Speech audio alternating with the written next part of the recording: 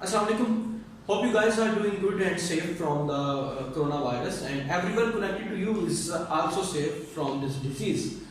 Okay, so far in this subject of digital logic design, we discussed how to design the combinational circuits, then sequential circuits, and a very good application of sequential circuit was the flip-flop.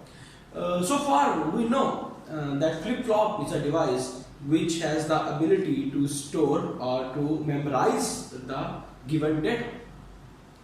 Okay, but the problem is that flip-flop could save or store only one bit at a time.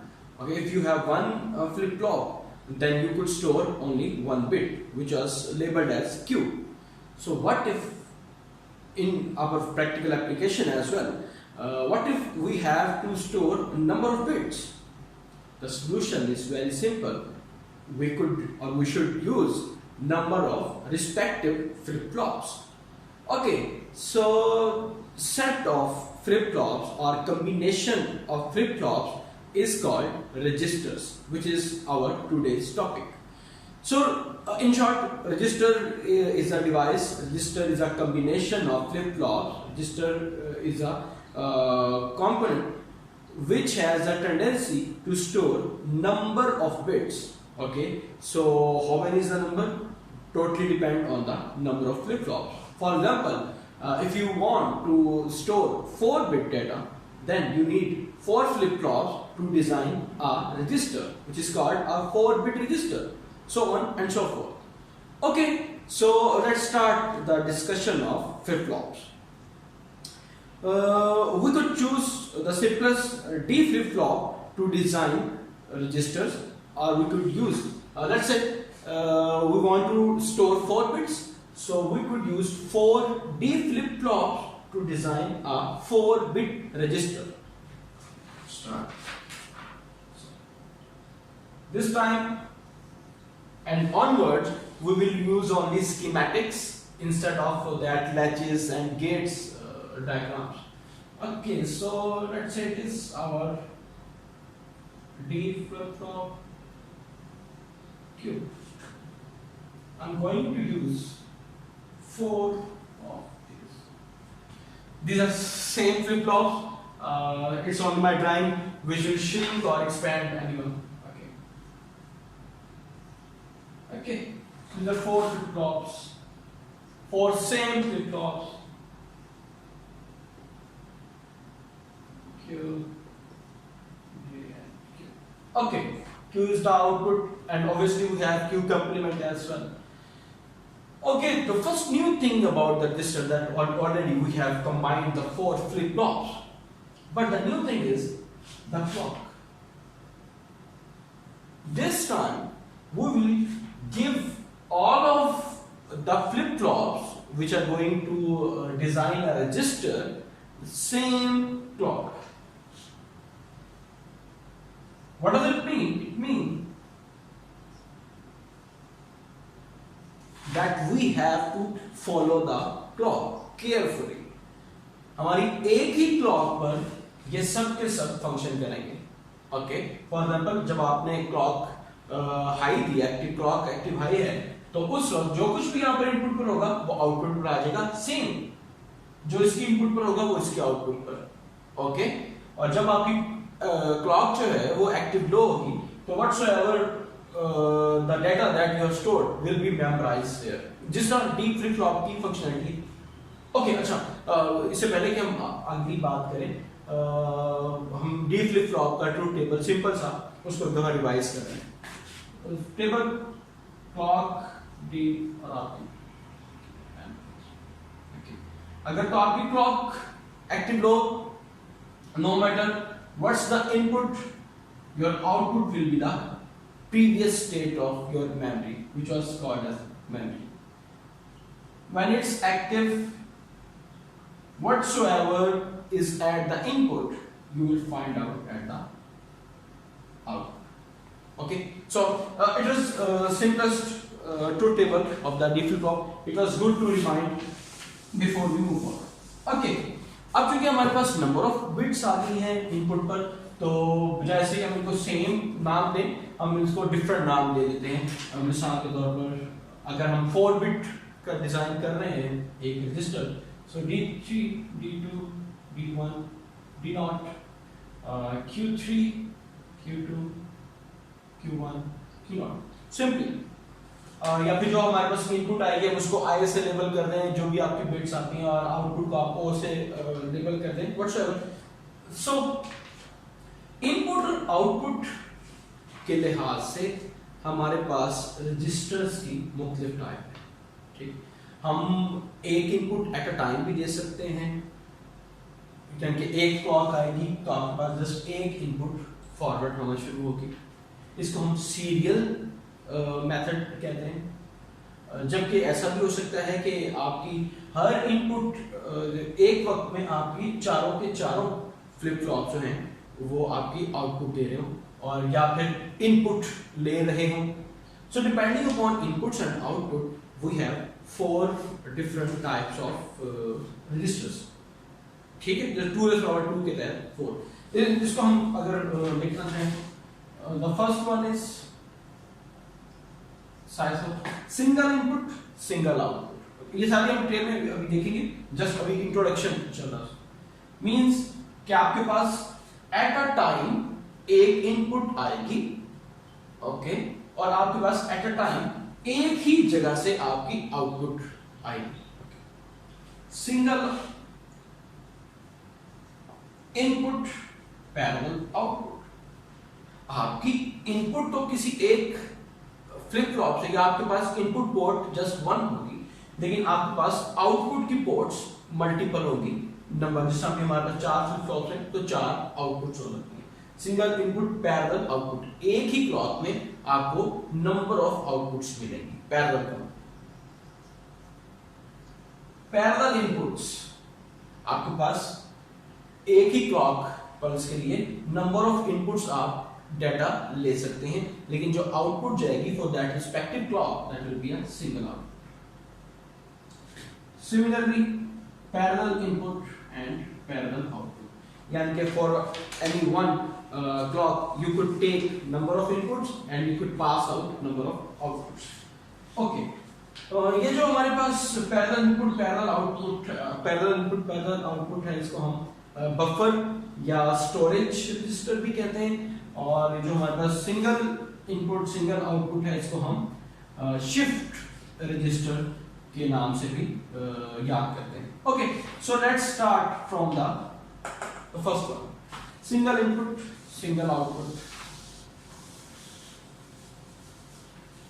Register. Single input single register, ये जो आपने combination बनाया है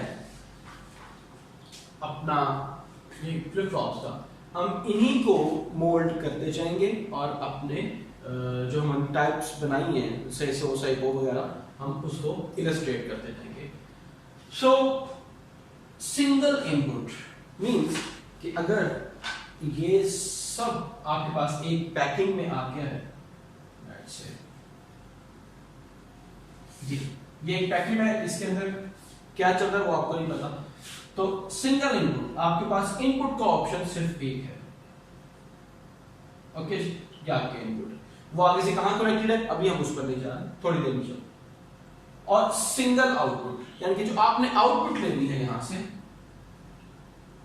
ठीक है जी, वो भी just आपके पास एक पोर्ट इनपुट की, एक पोर्ट आउटपुट की, फिर सिंगल इनपुट सिंगल आउटपुट।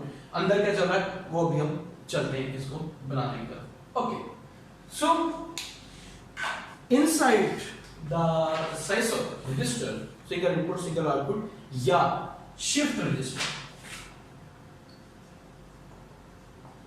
क्योंकि जो आपके बुक में लेबल्ड है वो शिफ्ट रजिस्टर के नाम से इसको देखा गया है, और जो आपकी इसमें CDF है वहां पर भी शिफ्ट का नाम है, तो शिफ्ट रजिस्टर। शिफ्ट रजिस्टर के इनसाइड ये चल रहा है कि हर फ्लिप फ्लॉप दूसरे फ्लिप फ्लॉप से कनेक्टेड है via there input and output, यानी कि जो इसकी इनपुट है वो अगले फ्लिप फ्लॉप की आउटपुट बनेगी, जो इसकी आउटपुट वो इसकी इनपुट, जो इसकी आउटपुट वो इसकी, ओके। और जो फाइनल आउटपुट है वो हमारी डिस्प्ले हो जाएगी, यानी कि Q0 हमारी आउटपुट बनेगी और D3 हमारे पास जो है वो एज इनपुट बनेगी, D। ठीक, और क्लॉक वो फंडामेंटल इसका फॉर्मूला है कि क्लॉक सबको एक ही मुयस्सर होगी। ओके, सो हम एग्जांपल से स्टार्ट करते हैं कि मिसाल के तौर पर हमने 1 1 1 1 ये वो डेटा है जिसको हमने यहां पर शिफ्ट करवाना है या हमने इसको स्टोर करवाना है। ओके, 1 1 1 1 ये हमारे पास डेटा है जिसको हमने इस साइसो रजिस्टर में स्टोर करवाना है, और हम बाद में देखेंगे कि इसका मतलब था कि हमने इसको स्टोर और उसको शिफ्ट कराया। ओके, लेट्स से इनिशियली जब भी आपने क्लॉक नहीं दी थी तो आपके पास जो आउटपुट्स थी, इंडिविजुअल आउटपुट्स, उनकी वैल्यू हमने 0 0 स्टोर कर दी, यानी कि इनिशियली आप सेट स्टेट के ऊपर। ओके, यहां पर आउटपुट Q3 की आउटपुट 0, Q2 की आउटपुट 0, Q1 की आउटपुट 0 एंड सिमिलरली Q0 की आउटपुट 0। ओके, अब हम अपना फंक्शन स्टार्ट करने लगे हैं, यानी कि अब हमारी फर्स्ट क्लॉक आ गई। हमने जो क्लॉक की डिस्कशन की थी, हमने कहा कि हम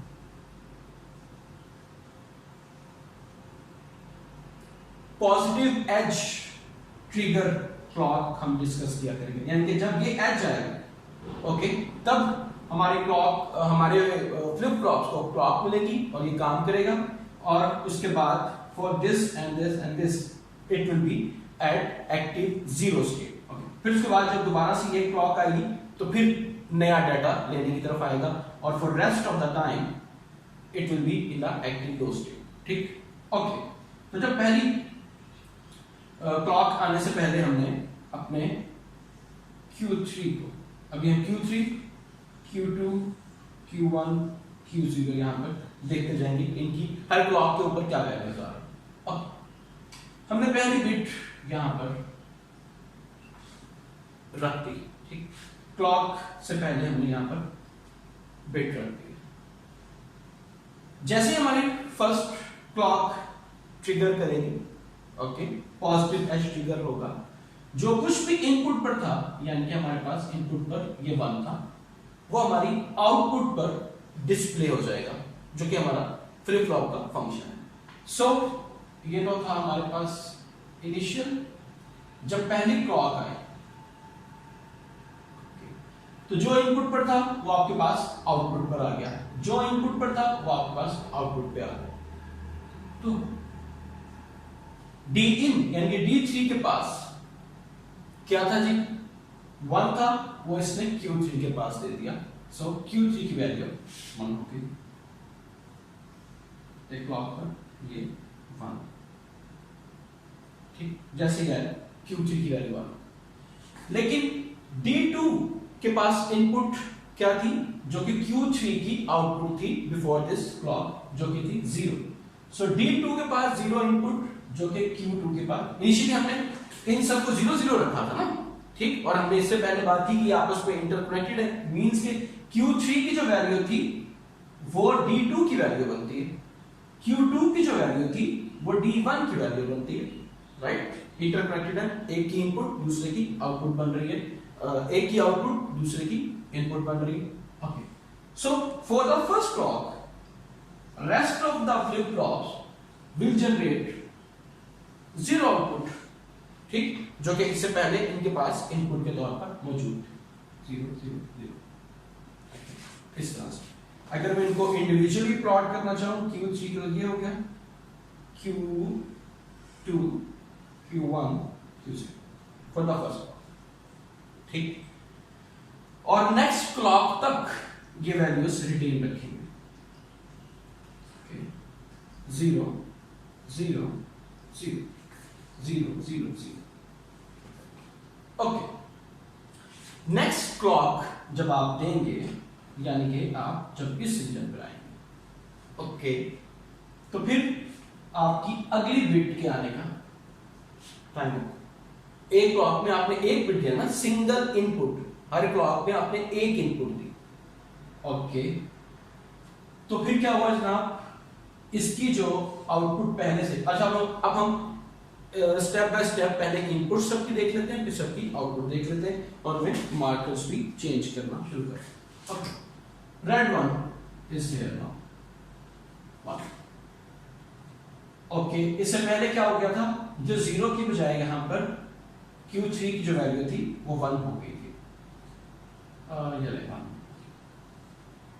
इनिशियली ये चीज, ओके, पिछली क्लॉक। तो अब D2 की इनपुट क्या बनी, जो Q3 की आउटपुट थी, राइट, वही सीक्वेंस जो पहले चल रहा था। पहले Q3 की आउटपुट पहली क्लॉक आने से पहले 0 थी, जो कि हमने यहां पे सेट की थी। अब क्लॉक आने से पहले, नेक्स्ट क्लॉक आने से पहले Q3 की जो वैल्यू है वो 1 है, जो कि D1 की वैल्यू बन गई। ओके, जबकि Q2 की वैल्यू 0 थी, जो कि D1 की वैल्यू बन गई। सिमिलरली Q1 की वैल्यू 0 थी, जो कि D0 की वैल्यू बन गई। ओके, तो ये थी कहानी इनपुट्स की। अब हम देखते हैं कि जैसे ही हमारी नेक्स्ट क्लॉक आए, we are going to discuss this one. जैसे क्लॉक आई, तो जैसा कि हम ट्रुथ टेबल पे देख रहे थे, जब तक क्लॉक 0 होगी, एक्टिव लो होगी, तब तक तो जो मेमोरी पिछली थी वही रहेगी। जब नई क्लॉक आती है तो फिर हम नई इनपुट को आउटपुट पर डिस्प्ले करते हैं।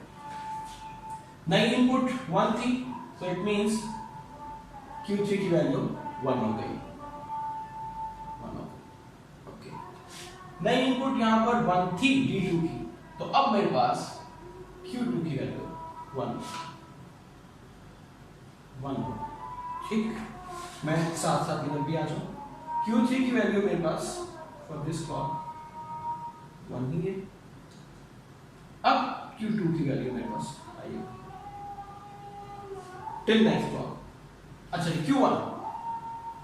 Q1 की वैल्यू क्या होगी, जो D1 की इनपुट होगी, और जो D1 की इनपुट थी वो Q2 की वैल्यू थी। Q2 की वैल्यू पिछले वाले क्लॉक में मेरे पास 0 थी, जो कि अब यहां पर D1 की वैल्यू बनी थी, और D1 की वैल्यू मतलब ये की वैल्यू।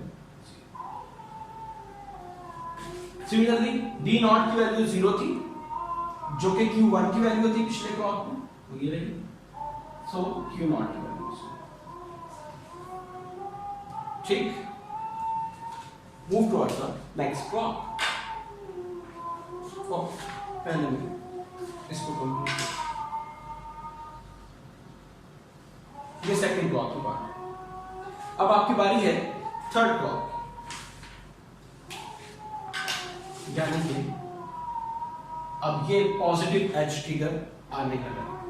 इसको आने से पहले अब आपकी तीसरी बिट यहां पर आनी चाहिए। ठीक, आपने 2 बिट्स LSB और नेक्स्ट टू LSB ट्रांसफर कर दी। Single input single input, 2 clocks गई, 2 आपकी बिट्स चली। अब तीसरी क्लॉक पर आपकी तीसरी बिट की बारी आ गई। सो D की बारी ये हुआ। ओके, D2 क्या बनेगा जी, जो पहले Q3 की वैल्यू थी, रेड वाले क्लॉक में Q3 की वैल्यू 1 थी, so that will be the value of D2।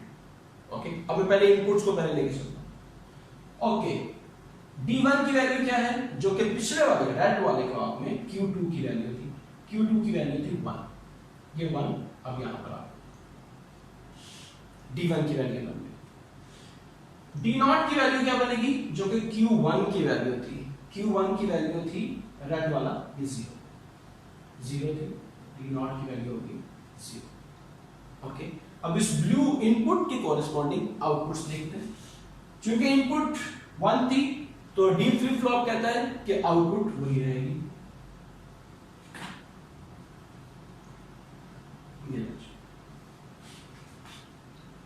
Okay, so for this D3 again यहाँ ये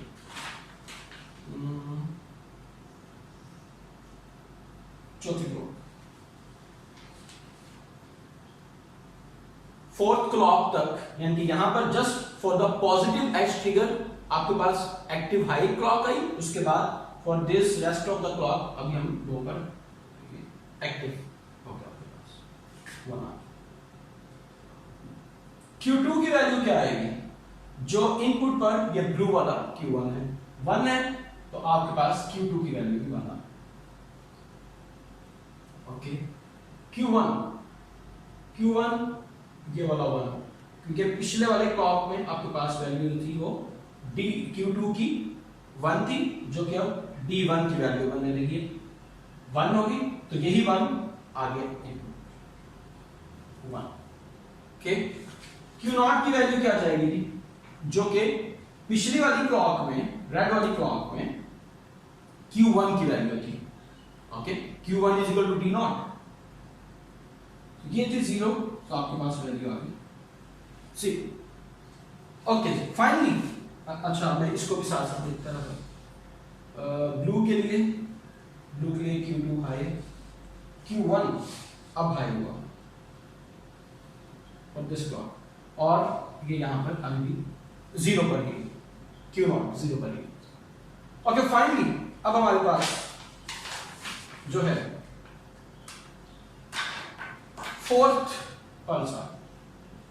fourth time we trigger the clock, और हमारे पास जो बिट बनी वो MSB की बारी आ गई, इनके आखिरी बिट हम पास कर रहे हैं। Okay, kindly do it yourself. Input 1 आई, इसकी प्रीवियस इनपुट 1 थी, इसकी प्रीवियस इनपुट 1 थी, इसकी इनपुट जो थी वो 1 थी, तो यहां पर अब 1 आया, ठीक। And this the same pattern, अब आपके पास ये तो ऑलरेडी 1 था, ये 1, और जो आपके पास इस वक्त D0 की वैल्यू बनाई थी यहां पर 1, ठीक। So finally 1 and this is 1.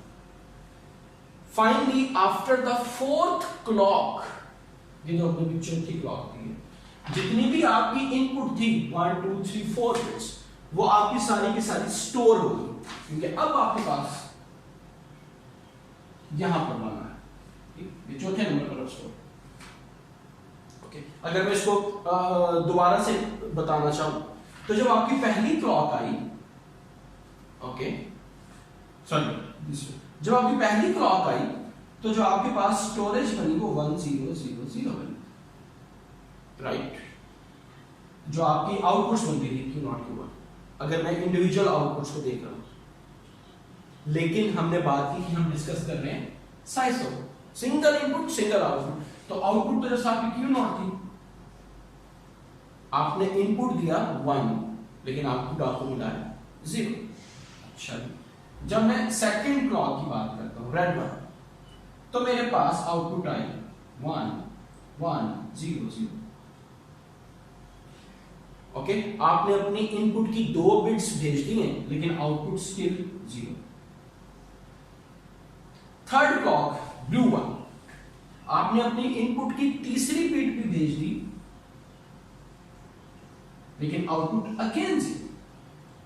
Okay, फिर आती है clock number 4, this black one. Okay, and the output, हाँ, अब आपने जब अपनी इनपुट की 4th बिट भेजी है, तो फिर आपके पास Q0 की वैल्यू 1 आ रही है, जो कि आपकी नेक्स्ट क्लॉक के ऊपर रिलीज होगी, ठीक। ये भी इसने GT की वैल्यू Q1 दे दी थी। अब जब आप नेक्स्ट क्लॉक लेंगे 5th क्लॉक, तो फिर आपके पास वो वाली वैल्यू आगे पास आउट होना शुरू हो जाएगी। ओके, सो ये वाली बात कि आपको 4 जो क्लॉक्स थी वो काइंड ऑफ वेस्ट हो रही है, ये इसका ड्रॉबैक है, लेकिन इससे पहले हम इसका बेनिफिट डिस्कस करना है, ठीक है। Benefit of the shift register, एक तो आपको अपनी जब आप इसको नेक्स्ट सब्जेक्ट को देखेंगे कंप्यूटर आर्किटेक्चर टाइप में, वहां पर आपको रजिस्टर्स और स्टोरेज और मूव राइट मूव लेफ्ट की कमांड्स के लिए तब आपको एक तो इसकी इंपॉर्टेंस का अंदाजा होगा। दूसरा ये, तो अभी हम जो हम जनरली डिस्कस कर रहे हैं वो ये कि आपके पास जब आप लॉन्ग डिस्टेंस के ऊपर ट्रांसमिशन की बात कर रहे हैं, तो आपको number of bits means number of channels, number of wires, अगर आप मिसाल के तौर पर 10-20 किलोमीटर दूर डाटा भेजना चाह रहे हैं तो आपको 4 वायर्स इस 4 बिट के लिए यूज करना होगी कि आपकी पहली ही क्लॉक के ऊपर काम हो जाए, which will be very costly for the company. So फिर आप क्या यूज करते हैं, आप एक ही वायर को लेके जाएंगे, ठीक है, 15 किलोमीटर के ऊपर, लेकिन आपको वहां पर ट्रेड ऑफ ये करना पड़ेगा कि आप चौथी पांचवी क्लॉक में, and most of the cases it doesn't matter कि आप कितनी क्लॉक पर जो है वो डाटा एक्चुअल डाटा ट्रांसफर कर रहे हैं। So it is a benefit of SISO, ठीक, सिंगल इनपुट सिंगल आउटपुट का जो बेनिफिट है वो लॉन्ग डिस्टेंस ट्रांसमिशन में आपको नजर आता है। लेकिन अगर आपके पास क्लॉक्स मैटर कर रही हैं तो फिर आपकी एप्लीकेशन फिर आप साइसो यूज नहीं करेंगे, या फिर फॉर एग्जांपल आपके पास जो एप्लीकेशन है उसमें आपको हर बिट की आउटपुट चाहिए, ठीक है, आपने इनपुट तो सिंगल ही रख ली, लेकिन आपने कहा कि ओके बजाय इसके कि मैं हर बिट का वेट करूं या हमें 4 क्लॉक्स का वेट करूं, मैं हर जो मेरी आउटपुट है, हर फ्लिप फ्लॉप की आउटपुट है, उसको मैं अलहदा से यूज करना शुरू कर देता हूं, ठीक, यानी बजाय इसके कि आप यहां पर और फिर एंड में आउटपुट में ब्लू वाला हम आउटपुट के लिए वहां पे रखा है, आप कॉरेस्पॉन्डिंगली हर आउटपुट को कैश करना शुरू कर देना। ओके, आपने पहली क्लॉक दी तो आपको जो आउटपुट मिली वो ये अब आपको चारों आउटपुट्स मिल रहे हैं, Q3, Q2, Q1 and that's Q0। Okay, फिर आपने सेकंड क्लॉक दी तो आपको ये वैल्यू मिल गई, फिर आपने अच्छा सॉरी एक चीज वहां पर रह गई जो कि एक्सप्लेन करेंगे, शिफ्ट रजिस्टर की बात। अभी अगर साइसो की बात दोबारा से हम करें तो आप ये नोट कर रहे होंगे कि जो कुछ भी आपके पास यहां पर वैल्यूज थी वो आगे मूव होना शुरू हो, ठीक है, ये जो प्लस 1 था ये यहां पर गया। अब क्योंकि हमने सिंपलिसिटी के लिए 1 1 रखा हुआ था, इसीलिए ये बात इस तरह से, अगर आप इसके बजाय 1001 जो कि नेक्स्ट एग्जांपल में या कोई 101 रखेंगे तो आपको अंदाजा होगा कि जो बिट यहां पर थी वो आपके पास राइट को शिफ्ट होना शुरू हो गई, ये यहां पर शिफ्ट हो गई, फिर ये आगे यहां मूव हो गई, ये रेड वाला यहां ब्लू में चला गया, ठीक, जिसे हमने जब डिस्क्राइब किया था कि अच्छा इसकी इनपुट इसको आउटपुट, इसकी इनपुट इसके आउटपुट, मतलब कि एक की इनपुट जो दूसरे की आउटपुट बन रही है तो एक बिट एक जगह से दूसरी जगह पर शिफ्ट हो रही है। Okay, and for this particular example it is a shift right register, and the same pattern you could also design shift left register as well. Okay, वो आप सोचिएगा कि shift left आप जिस तरह से आएंगे इसी वर्किंग सेम है, ठीक, जैसा आपकी इनपुट और आउटपुट पोर्ट वो अभी डिस्कस नहीं कर रहा हूं। ओके, वापस आते हैं जो भी हम बात कर रहे थे कि अब आप इनपुट तो एक ही दे रहे हैं, एक वक्त में एक क्लॉक जब आप ट्रिगर कर रहे हैं तो इनपुट आपकी एक ही एंटर हो रही है, लेकिन आउटपुट्स आपकी 1 2 3 4 जितने आपके फ्लिप फ्लॉप से हो रही है। इस मैकेनिज्म को हम कहते हैं psycho, single input parallel output, parallel output, ठीक, ये इस समय यानी कि अब आपने अपनी क्लॉक्स को बचा लिया कि जो कुछ आप एक 4 क्लॉक्स में रिसीव कर रहे थे अब आप वो पहली क्लॉक में ही रिसीव करना शुरू किया। हालांकि अभी भी आपके पास जो पहली क्लॉक पर आपकी आउटपुट आ रही थी वो नहीं थी जो कि आपने एक्चुअल में इनपुट देनी थी, ठीक, क्योंकि आप सीरियल इनपुट दे रहे हैं, अभी आपने पूरी इनपुट भी तो नहीं दी ना, आपने 4 बिट्स की इनपुट तो नहीं दी, आपने तो सिर्फ 1 बिट की input the. Okay, so there is a trade-off between these two things. Okay, next हम देखते हैं कि पैरेलल इनपुट पैरेलल आउटपुट हम किस तरह से डिजाइन कर सकते हैं। मैं इसको रब कर दूं ताकि हम क्लियर डेमो इसका दे सकें। Okay, wait for me for a minute.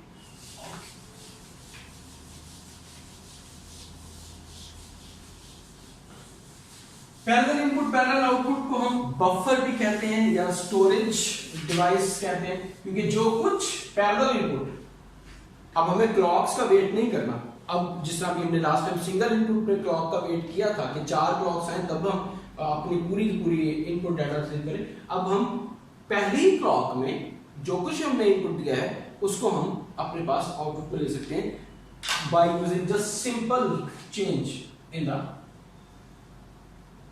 Given. Okay, Q3 D3 Q3, come on man, D2 Q2 Q1 okay, parallel input. अगर क्लॉक को मैं अब ड्रॉ नहीं कर रहा हूं, क्लॉक सेम क्लॉक ही यहां पर आपके पास 4 फ्लिप फ्लॉप्स पर जा रही है। ओके, पैरेलल इनपुट यानी कि अब आप एक फ्लिप फ्लॉप दूसरे फ्लिप फ्लॉप पर डिपेंडेंट नहीं है in terms of their inputs. पहले हम ये देख रहे थे कि जो इसकी इनपुट थी वो उसकी आउटपुट थी, चाहे साइको भी था, ठीक है। उसमें आप एक काम बस ये कर रहे थे कि आउटपुट आप बाहर शो करवा रहे थे, जो कि पहले आपने शो नहीं करवाई थी, किट से बाहर नहीं आप गए थे। पिंस आपकी आउटपुट पोर्ट्स थी वो पहले 4 हो गई थी, लेकिन फिर भी एक फ्लिप फ्लॉप दूसरा फ्लिप फ्लॉप पर डिपेंडेंट था। D2 Q3 के इक्वल था, D1 Q2 के इक्वल था। अब पैरेलल इनपुट पैरेलल आउटपुट या बफर या स्टोरेज रजिस्टर में ये बात नहीं है। आपकी चारों इनपुट्स इंडिपेंडेंट, ठीक। सिमिलरली आपकी चारों आउटपुट्स इंडिपेंडेंट।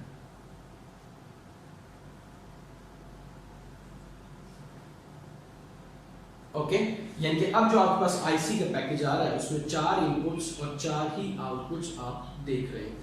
सो इसका बेनिफिट क्या हुआ कि लेट से आपने जो भी नंबर स्टोर करवाना था वही 1100 कर लें या जो भी आपके पास नंबर आप उसको स्टोर करवाना चाह रहे हैं, आपने फॉर द फर्स्ट क्लॉक, ठीक, वो नंबर यहां पर प्लेस किया।